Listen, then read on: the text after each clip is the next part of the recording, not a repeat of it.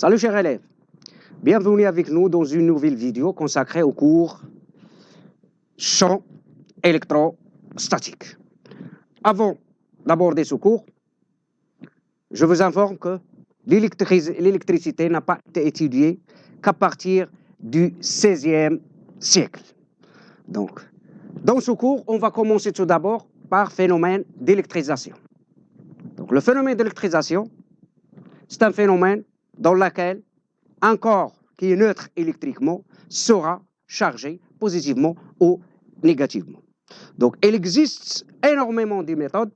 Parmi les méthodes qu'on va traiter dans ce cours, électrisation par frottement. C'est-à-dire quoi? Par exemple, comme vous voyez bien sur cette figure, donc, si on frotte bâton d'ébonite par morceau de trappe, on remarque qu'il y en a un transfert des électrons du morceau de drap vers bâton d'ébonite. Et si on frotte, par exemple, bâton de verre par morceau de drap, on observe l'inverse, c'est-à-dire que le morceau de drap qui sera chargé négativement. Donc, pour expliquer ce phénomène, donc au cours du frottement, les électrons sont susceptibles d'être transférés d'un corps à autre. Par exemple, ici, on observe que les électrons sont transférés du bâton vers morceau de trappe. Et à ce moment-là, le bâton sera chargé positivement. On observe que les électrons sont transférés du bâton vers morceau de trappe. Et à ce moment-là, le bâton sera chargé positivement. On a un transfert des électrons du morceau de drap vers bâton d'ébonite. Et on assiste à une charge négative qui sera apparaître sur ce bâton, c'est-à-dire que le transfert provient de drap vers l'ébonite. Donc, passons maintenant à notre mode d'électrisation. Donc, l'électrisation par frottement résulte, comme je le disais tout à l'heure, d'un transfert des électrons d'un corps vers l'autre. Donc, un corps qui est chargé positivement possède un défaut ou un excès d'électrons, un défaut d'électrons, et qui est chargé négativement possède un excès des électrons. Donc, autre type d'électrisation, par exemple, électrisation par contact. Donc, comme vous voyez bien, si on considère un corps qui est chargé négativement avec un corps qui est chargé, qui n'est pas chargé, c'est-à-dire qui est neutre, donc au cours de contact, on assiste à un transfert des électrons du corps qui a un excès d'électrons vers le corps qui est neutre électrique. Donc, également, il y en a ce qu'on appelle électrisation par influence. Donc, dans ce type d'électrisation, si par exemple on considère un isolant, si on approche un isolant à un corps qui est chargé négativement ou qui a un excès en électrons, à ce moment-là, on assiste qu'il y en a un transfert qui provient du fait que ces charges positives attirent les électrons du corps qui est chargé négativement et on assiste à l'apparition des charges négatives à la surface qui seront concentrées à la surface du contact. Très bien. Il existe également d'autres types d'électrisation, mais on va s'intéresser uniquement à ces trois types dans ce cours. Passons maintenant à l'énoncé de la loi de Coulomb. Donc, l'intensité de la force électrostatique entre deux charges électriques est proportionnelle au produit des deux charges et inversement, elle est proportionnelle. Doucement. Elle est proportionnelle au produit des deux charges et inversement proportionnelle au carré de la distance entre les deux charges. Donc, la force est portée par la droite passant par les deux charges. C'est-à-dire que la direction de cette force n'est rien d'autre que la droite qui passe par les centres des deux charges. Donc, c'est une définition provient de phénomène d'électrisation. Donc, la validité de la loi de Coulomb. La loi de Coulomb est valable pour des charges au repos. C'est-à-dire que si les charges sont mobiles, donc cette loi n'est plus valable. Donc, cette loi n'est valable que pour les charges dans un état stationnaire. Donc, où est la limite en mouvement est relative, où est la limite en mouvement relativement lente. Elle est aussi valable dans le vide. Donc, la formule mathématique de cette loi. Donc, comme vous voyez bien, si on considère une charge positive grande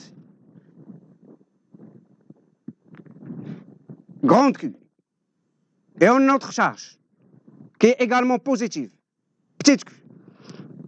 Donc, ces deux charges ont le même signe, c'est-à-dire on assiste à une répulsion. Et la force F de petite q sur grande q, c'est-à-dire la force appliquée par cette charge sur cette charge, est représentée par la force suivante. Comme vous voyez bien, c'est une force qui est répulsive. Également, la force appliquée par cette charge sur cette charge, notée F grande Q sur Q, également elle est répulsive. Donc ici, les deux charges ont deux signes différents. À ce moment-là, les deux forces sont attractives. Donc, généralement, donc la force d'interaction ou la force d'interaction électrostatique qui représente la loi Coulomb ne permet de dire que la force F appliquée par petite charge, petite q, c'est grande Q, est également égale F, la force appliquée par grande Q sur petite q, n'est rien d'autre qu'une constante multipliée par la valeur absolue des deux charges sur la distance au carré qui sépare les centres des deux charges. Toujours, les forces sont en newton. Et la distance est donnée en mètres. Et les charges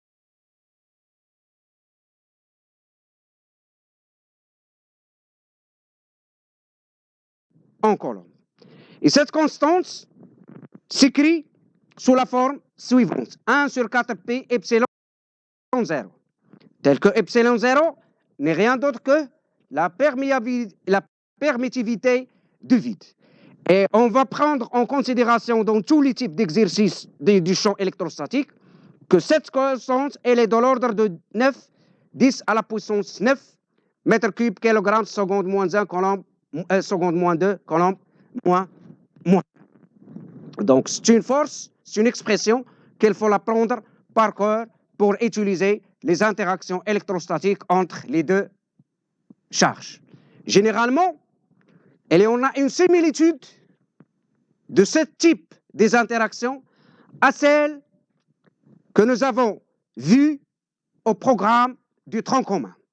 Par exemple, au programme du tronc commun, nous avons déduit que si deux corps solides de masse différente ou de même masse, à ce moment-là, ces corps interagissent entre eux à cause de leur masse.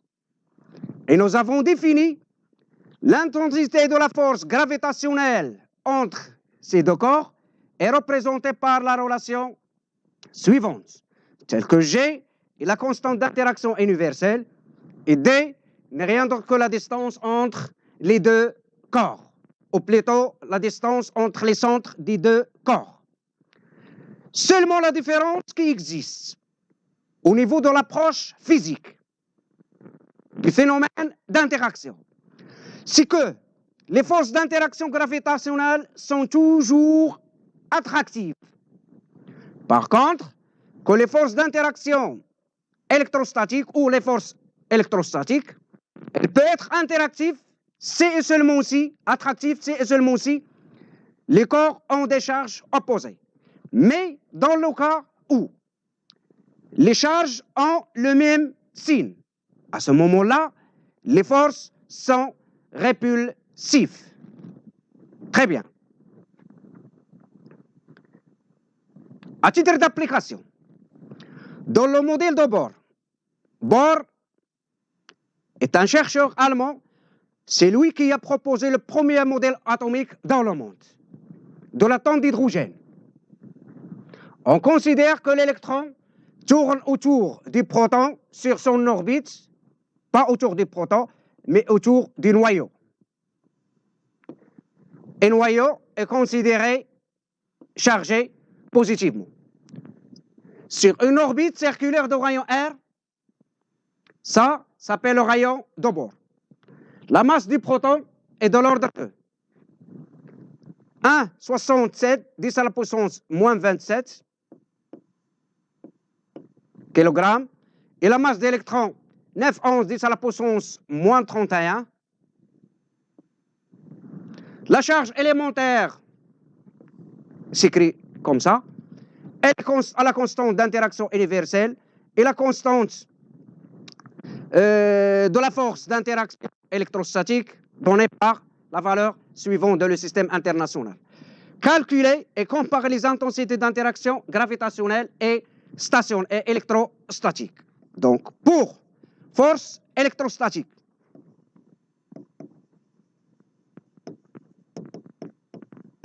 alors F de l'électron sur le proton égale également la force du proton appliquée par le proton sur l'électron, n'est rien d'autre que K, la valeur absolue de la charge de l'électron, multipliée par la valeur absolue de la charge du proton sur la distance R au carré. N'est rien d'autre que les charges sont égaux avec la valeur absolue, ne peuvent déduire E au carré sur R au carré. Si on effectue le calcul, on trouve que ça, c'est 9, 10 à la puissance 9. Les deux charges sont 1,6, 10 à la puissance moins 19 carré, sur le rayon orbital, n'est rien d'autre que 5,3, 10 à la puissance moins 11. C'est-à-dire que cette force, elle est de l'ordre de grandeur de 10 à la puissance presque moins 7. Ça au carré. Donc, elle est de l'ordre de 10 à la puissance moins 7. Par contre, les forces d'interaction gravitationnelles «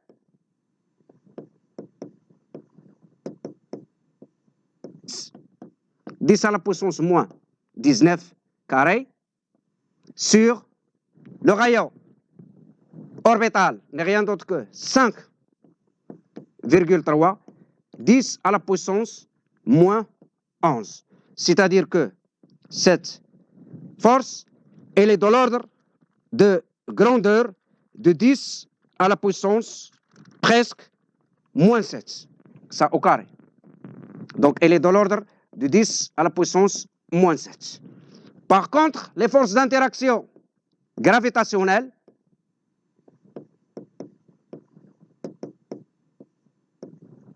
donc la force appliquée par l'électron sur le proton à cause de leur masse, c'est-à-dire ils sont faibles par rapport, les interactions gravitationnelles sont faibles par rapport aux interactions électrostatiques.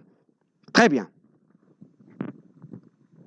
Passons maintenant à la définition du champ électrostatique. Donc, c'est quoi un champ électrostatique? Donc, toute région de l'espace où est une charge électrique Q est soumise à une force électrostatique et le siège d'un champ électrique. Donc, c'est quoi un champ électrostatique? Un champ électrostatique, c'est un espace dans lequel chaque particule, c'est-à-dire noyau ou ion ou chargé, lorsqu'elle se trouve dans cet espace, elle va se mettre à l'action d'une force qui s'appelle force électrostatique que nous avons vue tout à l'heure. Donc, très bien. Passons maintenant à l'expression vectorielle des champs électrostatiques. Comme vous voyez bien, un corps porte une charge ponctuelle Q, place au point A, ici. Voilà. Crée un champ électrique, c'est-à-dire un espace. On place en un point P, ici, de cet espace, tel que AB, la distance AB n'est rien d'autre que R suivant U. Et U est vecteur directrice de cet axe. Donc, de norme 1. Donc, c'est un vecteur unitaire. Respectivement, des charges électriques DC, Q1, Q2, Q3, ainsi de suite, ces charges électriques sont soumises aux forces électrostatiques suivantes. F1, F2, F3, F4. Donc, le champ électrostatique, il est créé par la charge du point A. Donc, toutes ces charges, lorsqu'elles pénètrent dans ce champ, elles vont soumettre à l'action d'une force électrostatique qui s'écrit généralement sur la forme suivante. Donc ça, on peut écrire correctement F de la force A, du corps A, sur le corps, par exemple, B. Donc, si on remplace, si on écrit ici 1, donc on va écrire ici également 1. C'est-à-dire quoi? La force F1 appliquée par la charge dans le point A sur la charge Q1 dans le point B. Si on change la charge, une autre charge, c'est-à-dire au lieu de poser une charge Q1, on va parler d'une charge Q2. À ce moment-là, la force devient F2 et la charge devient Q2, et ainsi de suite. Donc ici, forces sont représentées par les expressions suivantes. Si on fait le rapport, c'est-à-dire, comme vous voyez bien, F1 sur Q1, F2 sur Q2, F3 sur Q3, on retrouve que ces rapports restent constants. C'est-à-dire, L égale Q, K, Q sur R au carré suivant I. Quelle que soit la forme ou la nature de la charge posée au point B.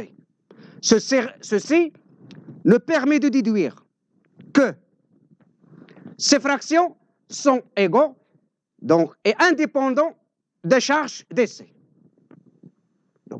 Et cette fraction n'est rien d'autre que le champ électrostatique créé par la charge Q posée au point A. Donc, ça, c'est une relation qu'il faut l'apprendre par cœur. Q est la charge qui est toujours en colonne. Et R est la distance entre le point A et la position de la charge que l'on va traiter son action d'interaction ou de répulsion avec la charge posée au point A. Donc, epsilon 0 n'est rien d'autre que la perméabilité de vide et le ordre de 8,8 10 à la puissance moins 12 dans le système international. Juste une petite remarque qui est très importante, c'est que si la charge est positive, alors le champ électrostatique fuit, c'est-à-dire elle est centrifuge. C'est-à-dire que le champ est répulsif. Par contre, si la charge Q elle est négative, à ce moment-là, le champ électrostatique elle est centripète, c'est-à-dire elle est dirigée vers la charge qui crée le champ électrostatique. Très bien. Donc, généralement, la relation entre le champ électrostatique est donnée par la relation suivante. Mais la norme de force électrostatique s'écrit sous la forme Q, la valeur absolue de Q, fois E, parce que la norme, elle est toujours positive.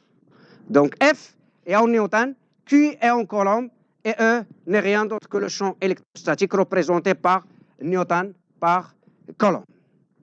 Donc, passons maintenant au vecteur champ électrostatique créé par deux charges ponctuelles, c'est-à-dire la superposition de deux champs électrostatiques créés par deux charges et peut être différent ou de même nature.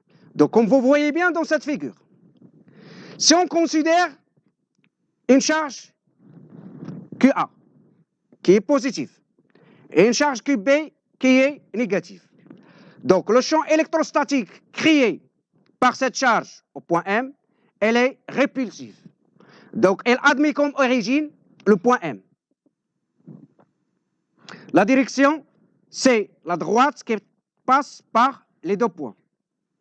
Et le sens, elle est répulsive,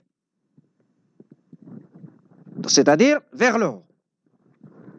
Par contre, que la charge QB, elle est négative. Donc, le champ électrostatique, elle est centrifuge, c'est-à-dire il est dirigé vers la charge QB. Et on écrit